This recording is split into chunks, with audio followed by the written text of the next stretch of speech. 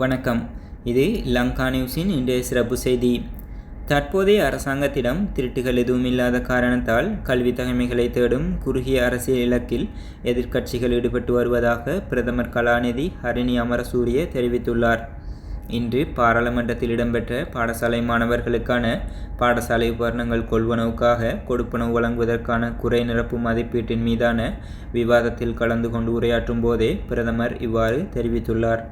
மேலும் கருத்து தெரிவித்த பிரதமர், தொகை மதிப்பு மற்றும் புள்ளிவிபர திணைக்களத்தின் தரவுகளின்படி பொருளாதார நெருக்கடி காரணமாக 55% பாடசாலை மாணவர்களின் கல்வியில் எதிர்மறையான விளைவுகள் ஏற்பட்டுள்ளன.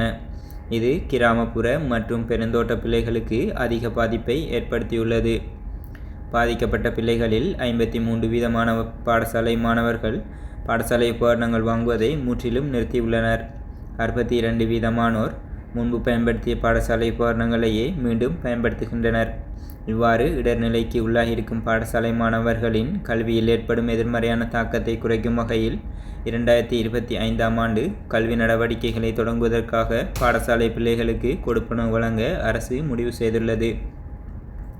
அதன்படி அஸ்வஸ்ம உறுத்துடைய குடும்பங்களின் 5 வயது முதல் 16 வயது வரையிலான பிள்ளைகளுக்கு ஒரு பிள்ளைக்கு 6000 ரூபாய் கொடுப்பனவை வழங்க அரசு எதிர்பார்க்கிறது. அஸ்வஸ்ம நிவாரணம் கிடைக்காத நிதி நெருக்கடியில் உள்ள குடும்பங்களின் பிள்ளைகளுக்கும் இந்த கொடுப்பனவை வழங்க எதிர்பார்த்துள்ளோம். மேலும் பிள்ளைகளை குறிப்பாக பாடசாலை கல்வியில் ஈடுபடுடையவர்களாக வைத்திருக்க அரசு செயற்பட்டு வருகின்றது. கடந்த காலங்களில் மதிய உணவு வழங்குவதில் பல பிரச்சனைகள் ஏற்பட்டன.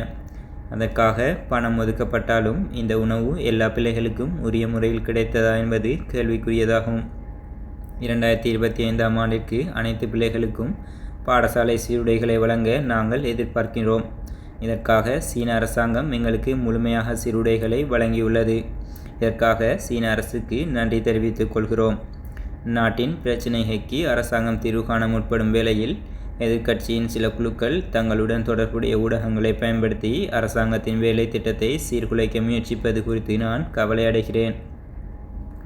சீன அரசாங்கம் பாடசாலை சீருடை வழங்கும் போது நடந்த சம்பவத்தில் என்னையும் இணைத்து சீன அரசிற்கு கூட இல்லாத பிரச்சனையை எழுப்ப முயற்சி மேற்கொள்ளப்பட்டது. இதன் பின்னணியில் உள்ள அரசியல் உள்நோக்கத்தை சீன தூதரும் சீன அரசும் புரிந்து கொண்டனர்.